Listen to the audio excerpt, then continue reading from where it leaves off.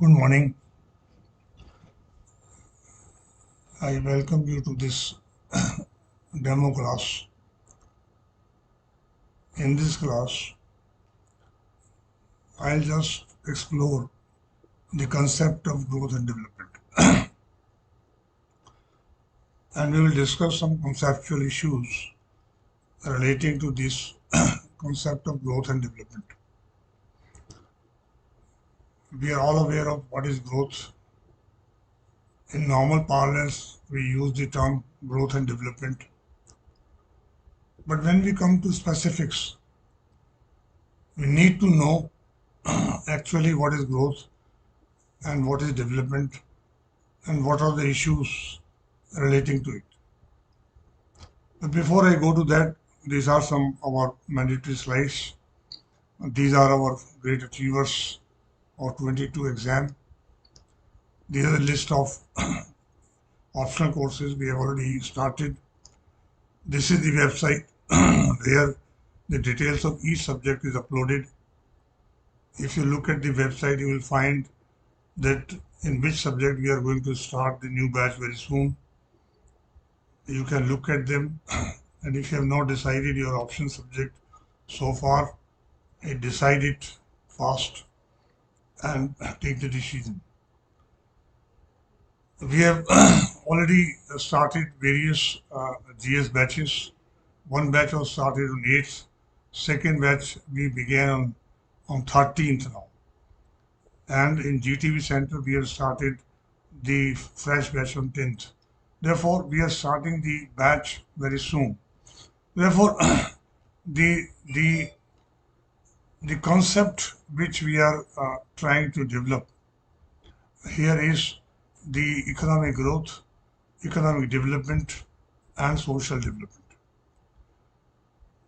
Normally, what we see that the economic growth we normally defined in terms of the rising GDP or GDP per capita.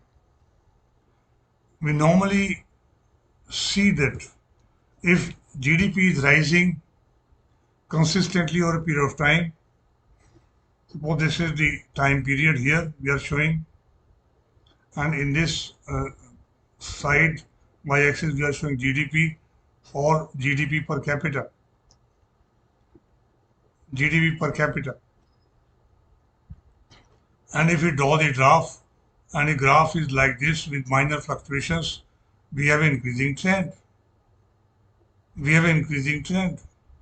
This is either GDP or GDP per capita. This indicates that the growth is taking place in the economy. If GDP or GDP per capita is rising, we normally say that the growth is taking place in the economy. The growth, economic growth, is basically is a quantitative concept. Is a quantitative concept. Quantitative concept which is measured in terms of the GDP or GDP per capita measured in dollars or in any other currency. And when we say that the India's GDP is today around $3.75 trillion, and we are occupying the 5th position in the world. This says that the GDP has increased over a period of time and reached at this level currently.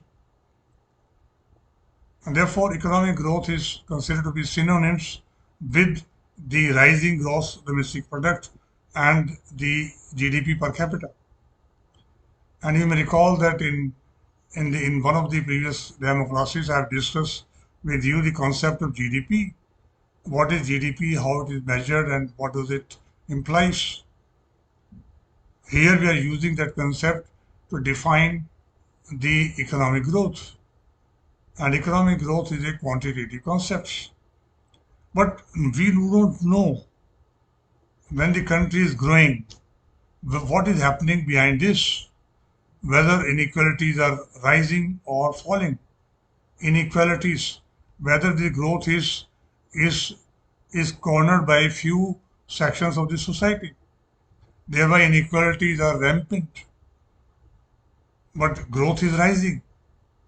whether it is leading to the access to basic minimum services to all, access to basic minimum services to all, that we don't know, that we do not know. Whether with the rising GDP, everyone is having the access to the health services, everyone is having access to education, we do not know. We do not know. That's why the economic growth is normally not considered as an indicator of the economic and social development. And that's why we developed the concept of economic development and social development. Economic development is qualitative concept where we say that if economic development is taking place, we are providing justice to everyone. Justice, particularly we are concerned here, social and economic justice. Social and economic justice is being provided to everyone. We are not talking about here political justice. And if social and economic justice is being accessible to everyone, then question is how it is measured. And therefore, to measure the economic development, we go beyond GDP. We go beyond GDP. GDP is not necessarily indicating the economic development. We go beyond GDP. And for example, the most important measure which we are using today is the Human Development Index. Human Development Index. Human Development Index, which is normally used to ensure that the growth is translated into economic development. Growth is translated to economic development because purpose of the development is to ensure that everyone is having the social and economic justice in the process. Everyone is having access to the adequate livelihood. Everyone is having access to all basic minimum services. Everyone is not experiencing, or society in general is not experiencing, the rising inequalities. And that's why we have to go beyond GDP. And when beyond GDP, one of the most important indexes is the Human Development Index, which basically focuses on three dimensions. One is obviously the health, and second is the education. And third is the standard of living. Standard of living. Standard of living. These are the three dimensions taken into the Human Development Index. When we talk about health, we normally talk about the life expectancy. Life expectancy. If you are born in a particular country, how long you are expected to survive at the time of birth. That is the life expectancy. And more health accessibility you have, more the food and nutrition, good food, adequate nutrition food you are getting, adequate drinking water supply you are getting, adequate health facilities you are getting, your life expectancy is expected to be longer. In India, the life expectancy is around 68, 69 years, while the life expectancy in Japan and Korea is around 90 years. Why life expectancy is so high in these countries? In Europe and in the USA, it is 85, 86, or 87. Why life expectancy is so high in these countries? Because the standard of living is adequately high, and they are having the adequate nutritional food. They are having all basic amenities in their life to lead the dignified life. They have all basic facilities. And therefore, the question here is whether the rising economic growth is necessarily reflect the economic development. That is the major questions. And therefore, the economic growth is whether it is reflecting to economic development is a major question. Economic growth is necessary for economic development. Is necessary. Without economic growth, you cannot attain the economic development. But it is not sufficient. But it is not sufficient. And therefore, to make it sufficient, we have to ensure all these facilities which I mentioned in the previous slide. It is not sufficient. If economic growth to reflect economic development, it has to reflect the human development. It has to reflect the human development. It has to reflect the human development. It has to reflect the social development. Social development. And the social development concept is more relevant in the country like India, where the society is highly stratified. Society is highly stratified, and therefore some of the dominant castes or dominant groups, they are obstructing the flow of benefits to flow to the vulnerable sections like scheduled caste, scheduled tribe, disabled persons. They are being obstructed, and therefore each section of the society is not getting the adequate benefits of the development. They are deprived from the benefits of the development. And if any society, any section of the society is deprived, it means the social development is not taking place. You can understand this like this. For example, suppose this is the suppose this is the economic development. Suppose this is the first circle is economic development, and the second circle is the social development.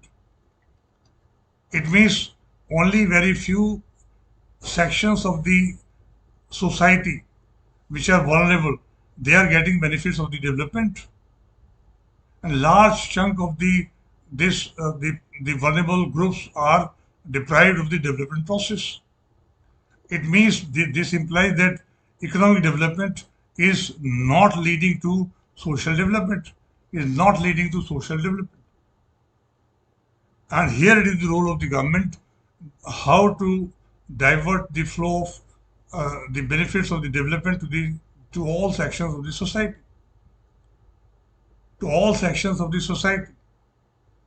And therefore, the issue here is whether economic growth is being translated to economic development, and whether economic development is reflecting the social development is the basic point of debate.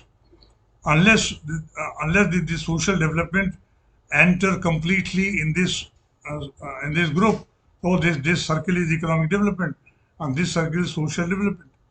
Only we will say that economic development is synonymous with social development. And that's why we have to, when we talk about the growth, we also have to talk about the economic and social development. We have to talk about economic and social development. But for that, we have to develop some indicators. As I mentioned in the previous slide, that we have developed the one of the important indicator is the Human Development Index. The other indicators we have developed over a period of time to see that whether the growth is translated into economic and social development.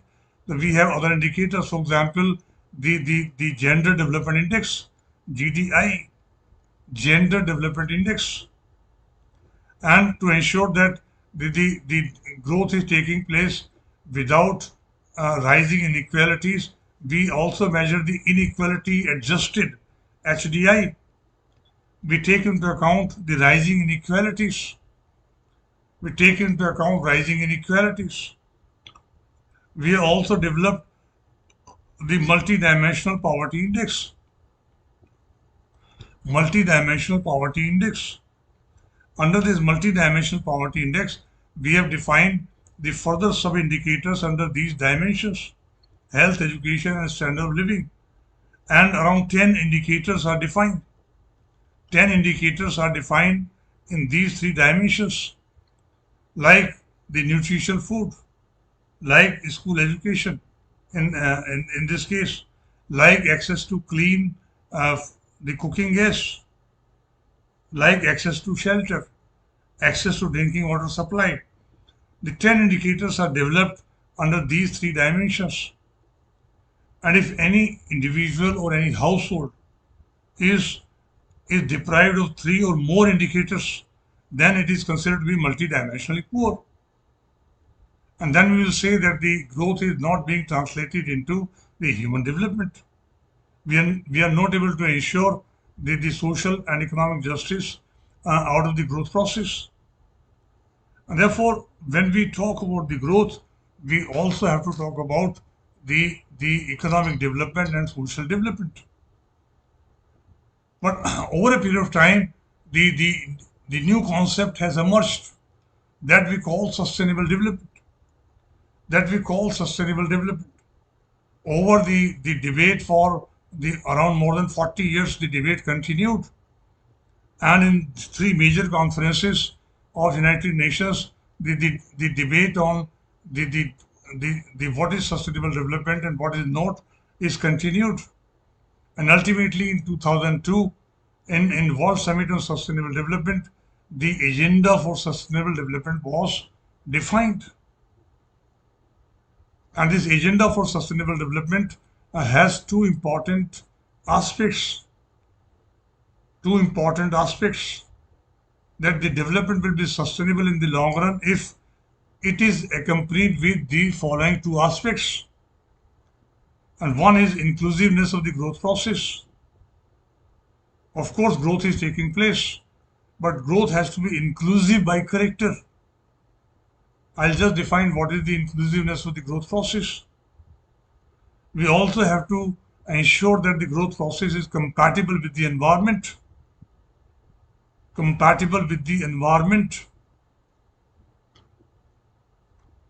And therefore, unless the growth process is inclusive, unless the growth process is compatible with the environment, we cannot call it a sustainable development.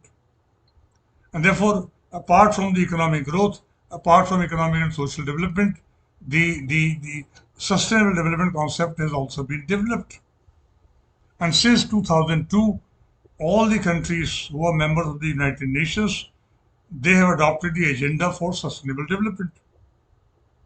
And they are supposed to make their development strategies in consonance with the sustainable development. They have to ensure that the development strategies they have adopted, the development strategies are ensuring inclusiveness of the growth process and ensuring that the growth process is compatible with the environment. And this is the latest concept we have introduced. Of course, we are still defining economic growth, economic and social development. But to have a long-term sustainability of the development, we have to define the sustainability of the development. And therefore, the concept of sustainable development came into being. If we have the three circles, one is indicating the social development, other is indicating the economic development, and the third is indicating the environment compatibility, then we have to ensure that they are compatible with each other. The compatibility of social development and economic development require the equitability. It has to be, the economic process has to be equitable. Equitable means that everyone is getting the benefit of the growth in accordance with his abilities and capabilities. Because most of the social classes are dependent on the environment, on the forest sources, and therefore relationship between the social development and environment has to be bearable. We cannot overexploit the natural resources, and we have to ensure that the relationship between the social development and environment is bearable. Secondly, when we talk about economic growth, we also talk about its compatibility with the environment, and we see that the viability of economic growth vis-a-vis the environment, which will establish the compatibility of economic growth with the environment. And therefore, when these three circles they intersect with each other, you will find this area. This area will indicate the sustainable development. And this area will indicate the inclusive growth. If you ensure social and economic development simultaneously, this will indicate inclusive growth. Inclusive growth. Inclusive growth. And this is the concept which we need to understand very clearly. And therefore, the growth process has to be inclusive by nature. This is what I have said in this previous definition. Development is said to be sustainable if it focuses on the two aspects, inclusiveness of the growth process and the compatibility of growth with the environment. Only then the development will be sustainable in the long run. Otherwise, you may achieve high growth in the short run, but in the long run, growth may fall. Growth may fall. And that's why the concept of sustainable development has become important over a period of time. And within the concept of sustainable development, when we talk about the growth, inclusive growth, because this is one of the components of the sustainable development. A growth is said to be inclusive if it is broad-based, if it is shared or participative, and if it is pro-poor growth. If it is pro-poor growth. And therefore, the inclusive growth or the growth process on which we are embarked upon, it has to be the broad-based, means not only very few sectors are contributing to growth. All sectors of the economy should contribute to the growth. And pace of the growth has to be reasonably high. And therefore, pace and pattern of the growth is interlinked.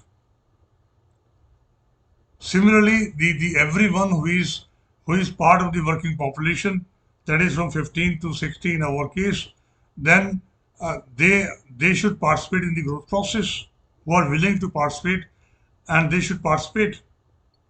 And when they participate in the growth process, it means they are doing jobs, employment. You can participate in the growth process only by doing the job, by seeking employment. But when you seek the employment, obviously you are rewarded in the process in terms of wages and salaries. And this is the reward of growth you are getting. And therefore, you are participating in the growth process in accordance with your abilities and capabilities. And in return, you are getting the reward. That is the shared growth. That is the shared growth. That is the shared growth or participative growth. Broad-based means all major sectors contributing to the growth process. For example, in case of India, it is only service sector which is contributing around 60% of the GDP. Agriculture is contributing only 15%, despite the fact that around 45% of the working population is engaged directly on the agriculture. It means our growth process may not be the broad-based. But despite the fact that some of the groups are still deprived of the growth process, deprived of the benefits of the growth process, and therefore growth process has to be pro-poor. They should support the vulnerable sections. And when this all characteristics happens in a growth process, it will be termed as inclusive growth. It will be termed as inclusive growth. And therefore, if you really want to achieve the inclusive growth, the various focus areas are there. You have to ensure the employment generation, adequate employment generation. You have to ensure that everyone within the working age group is getting the adequate employment opportunities. You have to ensure that when the growth is taking place, the poverty is gradually reduced and eliminated finally. And we have to ensure that all social sector are developing adequately to provide all basic minimum services to the people, like the education, like the health services, like drinking water and the sanitation, like the shelter, the housing sector, like today the electricity. Electricity is very important. Everyone should have access to electricity, like access to the clean fuel gas, of clean cooking gas, or clean cooking fuel. You should have access. That is your right. And you have to ensure that the growth process does not result into unequal distribution of income. We have to ensure that the growth process does not result into regional disparities. And we have to ensure that the adequate growth in the agriculture and the industrial development. And for ensuring the adequate growth in the industrial and agricultural development, we have to ensure the adequate infrastructure support. Therefore, inclusive growth is a multidimensional concept.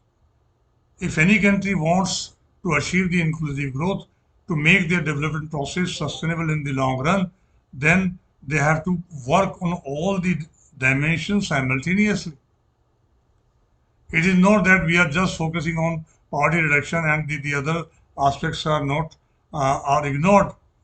Then you will not be able to attain the inclusive growth. And along with the inclusive growth, the environment protection is must, because unless the environment compatibility is established, we cannot have a sustainable development.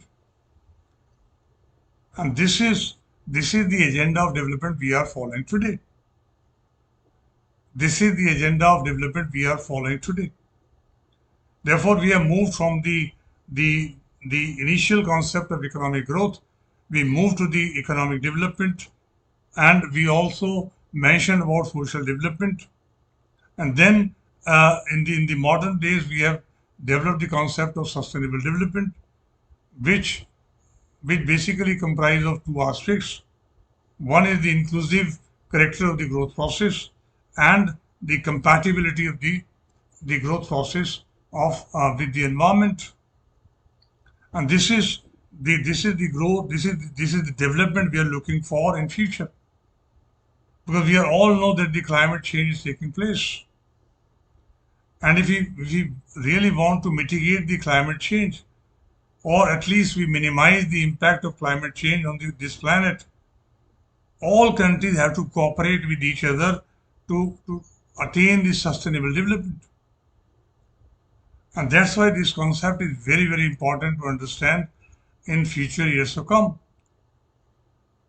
And you see that in 2015, the summit which took place, that is called Paris Summit on Climate Change, the focus was on the mitigation measures for the climate change impacts.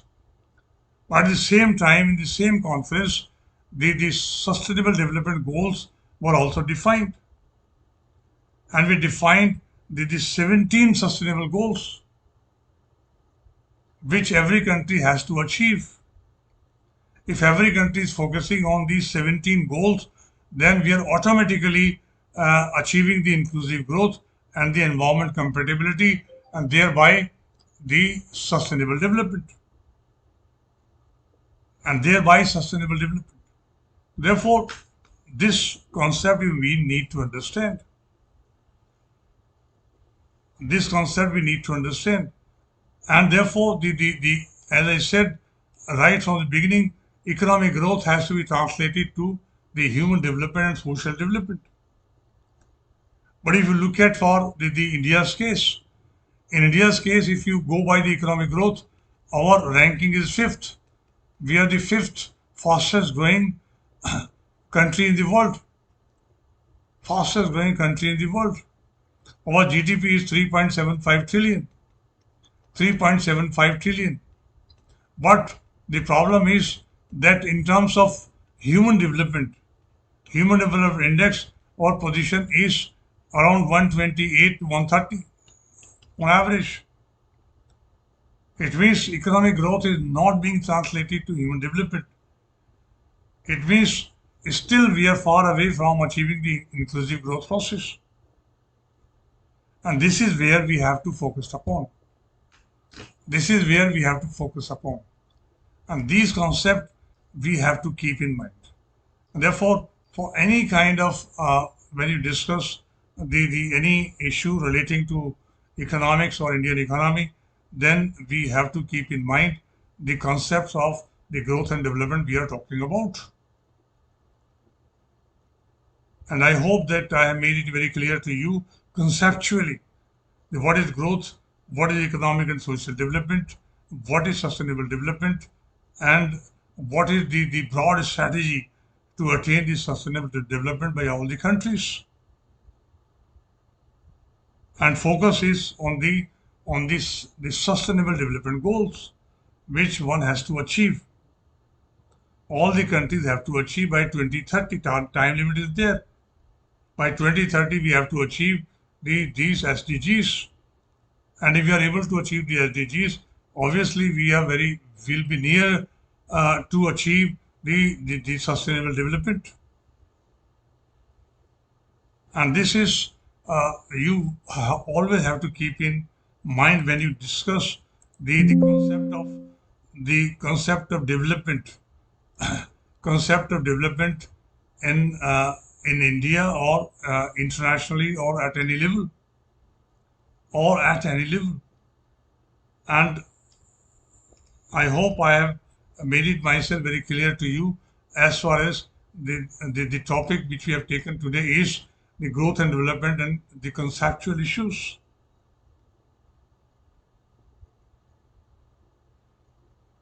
And I thank you very much for the patient hearing.